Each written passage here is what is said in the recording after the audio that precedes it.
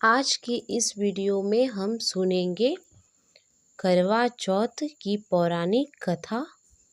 एक समय की बात है, एक साहूकार 7 बेटे और एक बेटी थी। कार्तिक मास के कृष्ण पक्ष की चतुर्दशी तिथि को साहूकारनी ने अपने बहुओं और बेटी के साथ करवा चौथ का व्रत रखा।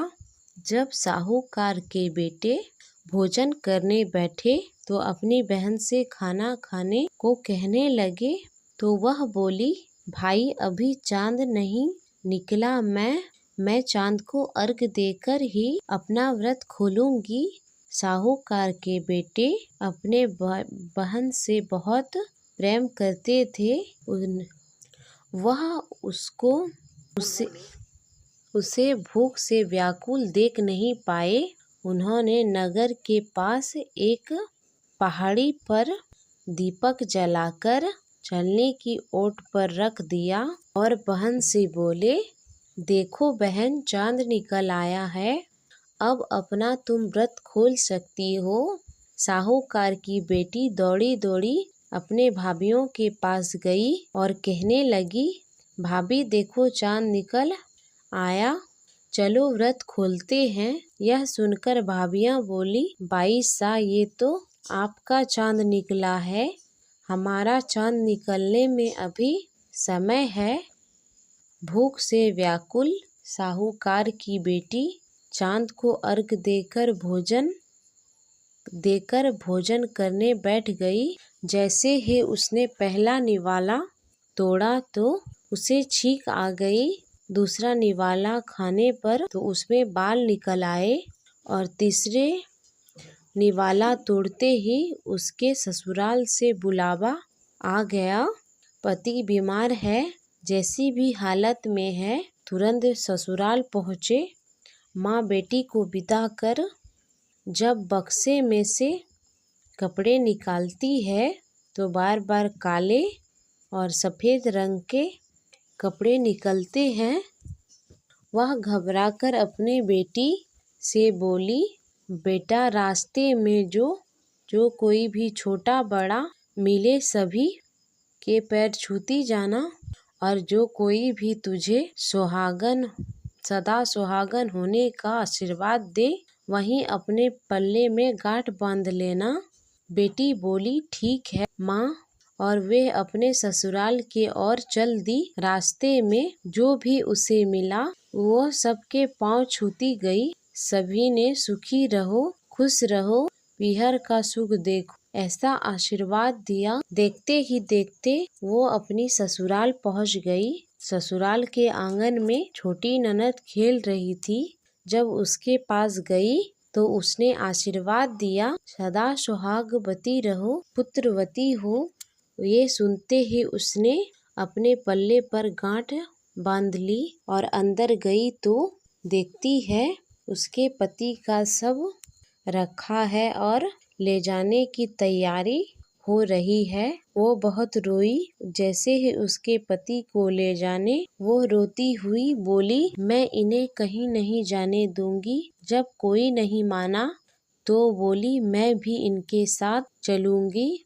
तब वह नहीं मानी तो बड़े बूढ़े बोले, ले चलो इसे भी साथ। वे सबके साथ शमशान चली गई।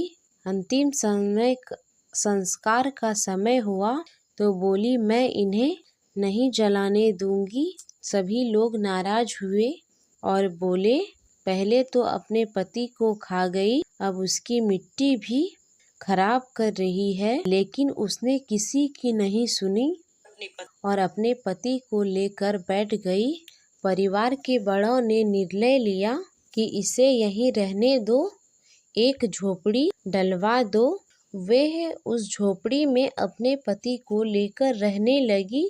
पति की साफ सफाई करती और उसके पास बैठी रहती।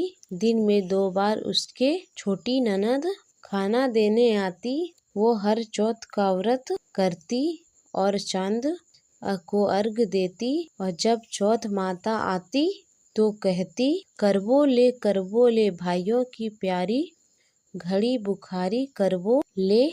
वह चौथ माता से अपने पति की प्राण मांगती, लेकिन चौथ माता उसे यह कहती कि हमसे बड़ी चौथ माता आएंगी, तब उनसे अपने पति के प्राण मांगना। एक एक करके सभी चौथ आई और सभी यह कहकर चली गई।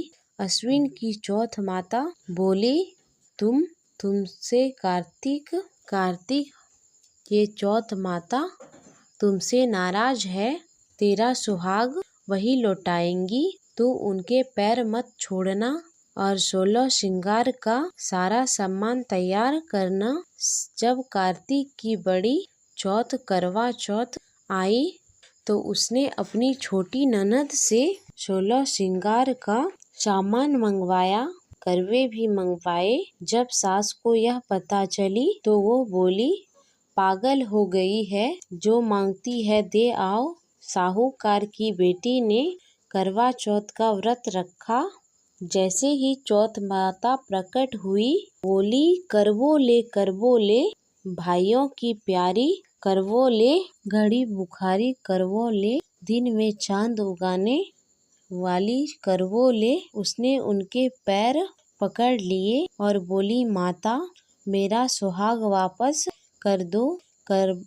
चौथ माता बोली, तू तो बहुत भूखी है, 7 भाइयों की प्यारी बहन है, सुहाग का तेरे लिए क्या काम। वह बोली, माता मैं आपके पैर तब तक नहीं छोड़ूंगी जब तक आप मेरा सुहाग वापस नहीं कर देती। चौथ माता ने एक एक करके उससे सुहाग का सारा सामान मांगा। उसने 16 श्रृंगार का सारा सामान चौथ माता को दे दिया। चौथ माता ने आँखों से काजल निकाला और नाखूनों से मेहंदी निकाली, मांग से सिंदूर निकाला और उसे करवे में घोलकर छोटी उंगली से उसके पति को छींटा दिया। छींटा देते ही उसके पति जीवित हो गया और चौथ माता जाते जाते उसके झोपड़ी पर लात मार गई, जिससे उसके झोपड़ी महलों में बन गई। उसका पति जीवित हो गया। जब छोटी ननद खाना लेकर आई तो देखा भाभी की झोपड़ी की जगह एक महल खड़ा है। ननद को देखते ही वह दौड़ी दौड़ी उसके पास आई और बोली, बाईसा देखो आपका भाई वापस आ गया, जाओ सासू जी से कह दो वो गाजे बाजे से हमें लेने आए। छोटी ननद दौड़ी दौड़ी अपने माँ के पास गई। माँ भाई जिंदा हो गया है। माँ बोली, भाभी के साथ साथ तेरा भी दिमाग खराब हो गया। उसने कहा, नहीं माँ मैंने देखा है, सच में भाई जिंदा हो गए हैं। सभी घर वाले गाजे बाजे के साथ अपने बेटे को लेने पहुँचे। बेटे को जिंदा देखकर सास बहू के पैर छूने लगी और बहू सास के पैर छूने लगी। बहू बोली, माताजी देखो आपका बेटा वापस आ गया। सास ने कहा, बहू मैंने तो साल भर में पहले इसे भेज दिया था, ये तो तेरे भाग्य से वापस आ गया है। हे चौथ माता, जैसे पहले लड़की के साथ वैसे किसी के साथ